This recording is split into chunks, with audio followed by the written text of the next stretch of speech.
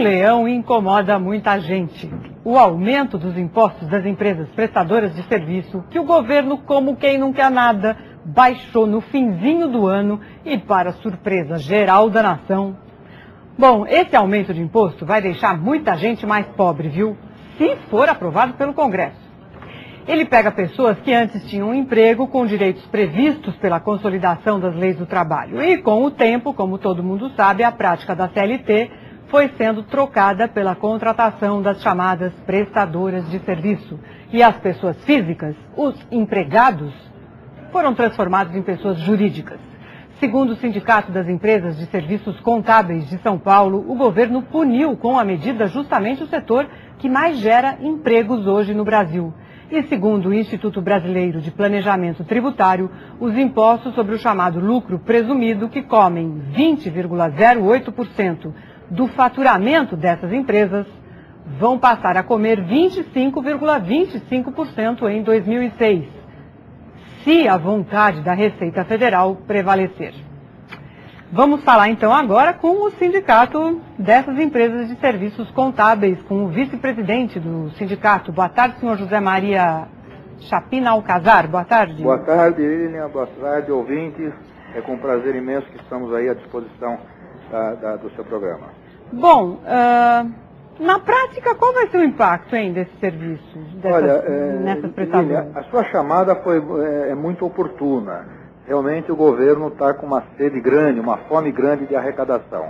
Ele usa um artifício que para reajustar a tabela do imposto de renda dos assalariados, que estavam há 4, 5 anos defasados, para dar um índice de aumento aí na ordem de 10%, ele aumenta a tributação dos prestadores de serviços na calada da noite, na virada do ano, em 31 de dezembro.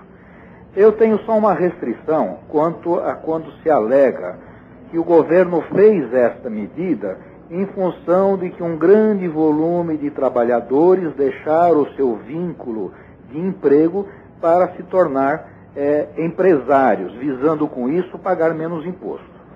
Veja bem, essa afirmativa ela é questionável, porque quando o trabalhador, que ele está com vínculo de CLT, ele está sujeito a pagamento de IR-fonte a 27,5%. Quando ele se transforma em empresa, ele paga um imposto de 25% na pessoa jurídica, que é sobre o lucro, e mais PIS, COFINS e todos os demais tributos que existem para uma empresa. Então, quando a Receita Federal argumenta que existe no mercado esse tipo de iniciativa, visando a sonegação fiscal ou sair do vínculo trabalhista, isso não é verdade.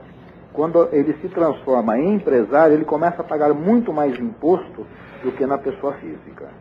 Agora, quando a Receita vem e argumenta que aumentou a tributação para reforçar o seu caixa, eu acho que ela tem aí uma estratégia de falta de bom senso tremendo, porque nós, os nossos sindicatos, tivemos em Brasília em julho, numa audiência pública, tivemos em audiência com o Dr. Rachid, com o superintendente de São Paulo, aqui da Receita Federal, sempre levando reivindicações para diminuir a carga tributária, diminuir a burocracia, que ela é de uma maneira exagerada aos contribuintes do imposto de renda. E ele vem e faz uma medida totalmente contrária àquilo que é a reivindicação até do setor contábil, que nós representamos um segmento contábil, mas representamos a sociedade por um todo.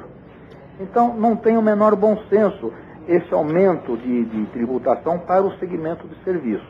Falar em representação, senhor Zé Maria, o sindicato já está se mexendo com o Congresso, porque agora o Brasil está na mão do Congresso, né? Sim, quem é o partido no Brasil hoje que defende o contribuinte, posto que o último secretário da Receita, antes do senhor Rachid, era o senhor Everardo Maciel, conhecido especialista e primo do ex-vice-presidente Marco Maciel, né? Qual é o partido no Brasil que defende o contribuinte? Só tem a sociedade para se defender por si só. Porque não tem um partido político hoje que está inibindo esse tipo de ação junto ao governo. O SESCOM, ele, juntamente com a OAB, juntamente com a FEComércio e mais 35 entidades que representam o setor de serviços. Na quinta-feira próxima, ele está reunido às 17 horas na sede do SESCOM. Peraí, o SESCOM e quem mais, desculpe? SESCOM, 35? OAB.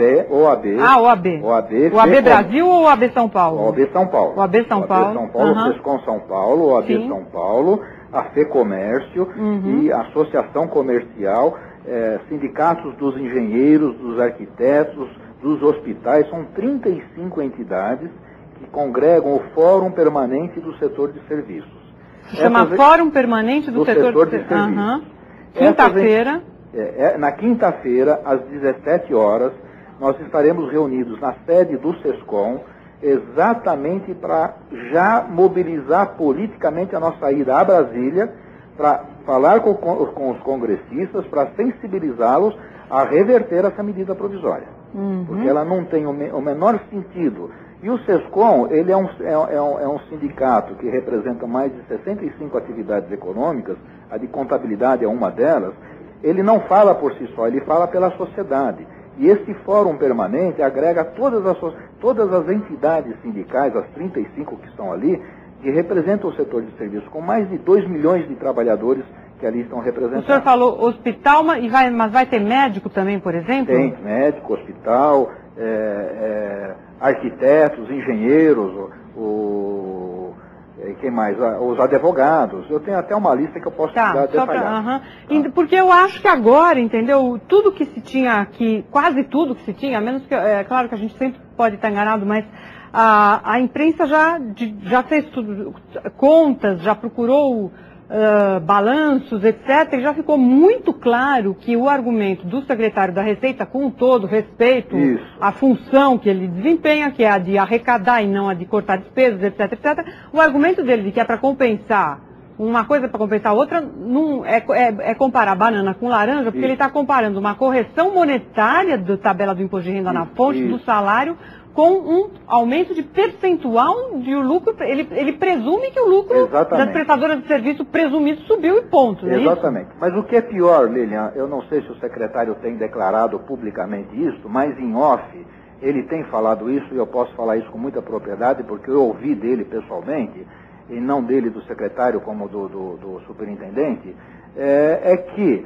a tributação pelo sistema de lucro presumido, ele não deixa de ter razão, ela não é obrigatória. Ah, não, ele está falando em on, sim, não é obrigatório. Agora, como é que o prestador de serviço faz para calcular seu lucro real? Ele vai dar muito mais dinheiro para o senhor que é um contador, não vai? Por exemplo? Olha, aí é que está o grande erro. O erro é cultural. Você, no lucro presumido, você tem que fazer a contabilidade. E a maior traição da lei, que é a lei fiscal, quando diz que está dispensado de escrituração contábil, que o Código Civil e o Código Comercial não o desobriga, é uma armadilha para o contribuinte. Porque imagine a senhora tem uma empresa que optou pelo lucro presumido, faturou 100 mil reais ao mês e acha que não precisa fazer contabilidade. A senhora está sujeita a prestar contas ao fisco durante 5 anos. Não é porque fez por lucro presumido que não haverá fiscalização. Quando a sua empresa for identificada pelo fisco a necessidade de ser fiscalizada, ela passará pelo mesmo processo de uma multinacional, de prestar esclarecimento. Ou seja, quem faz lucro presumido para efeito dessa conta aí de imposto que passa de não sei quanto para não sei quanto, agora, imposto de renda mais... contribuição social, o CSLL, exato, não deixa de ter o mesmo trabalho de quem faz cálculo pelo lucro real, é isso? Tem que ter o mesmo trabalho. Quem não estiver fazendo está correndo um risco tremendo de sofrer uma autuação da Receita Federal quando não conseguir justificar as suas contas. Porque a Receita faz o seguinte, ela vai na sua empresa e diz o seguinte: comprova a sua receita, me diz os seus gastos fixos. Quanto você pagou de aluguel, água, luz, telefone, salários, aí chega numa conclusão que a receita não foi suficiente para cobrir os seus gastos fixos. Toda a diferença, se não tiver uma contabilidade estruturada, que comprove a origem de dinheiros de empréstimo de banco ou de outras origens, será autuada como omissão de receita. Tá, entendi. Então, não ter a contabilidade organizada é o maior erro estratégico. Entendi. Então, peraí, vamos com calma. Tem que fazer essa contabilidade toda direitinho para ficar pronto para uma fiscalização. Uma vez feita essa contabilidade, onde que essas prestadoras de serviço perdem menos? Pagando imposto pelo lucro presumido ou pelo lucro real? Elas perdem menos pagando pelo lucro real se o lucro efetivo provado contabilmente for inferior à presunção de 40%. Ou seja, dos R$100 mil, se eu deduzir todas as despesas e eu chego num lucro líquido de R$20 mil, a minha relação está em 20% e não 40%. Ou seja, senhor Zé Maria, todas essas empresas, engenheiro, arquiteto, médico, advogado, contador, jornalista, etc., tem que fazer aquela coleção de notas fiscais, comprovando despesas de trabalho, a saber, por exemplo, que tipo de nota fiscal que as pessoas precisam guardar, além, claro, das suas despesas com folha de pagamento, como o senhor diz, aluguel, luz, telefone, água. Tem. Que mais? Não basta estar no lucro presumido para não ter a sua obrigatoriedade. Por exemplo, o médico tem seus instrumentos de médico, de trabalho, de cirurgia. O advogado e o jornalista, não sei, Ele tem livro assinado.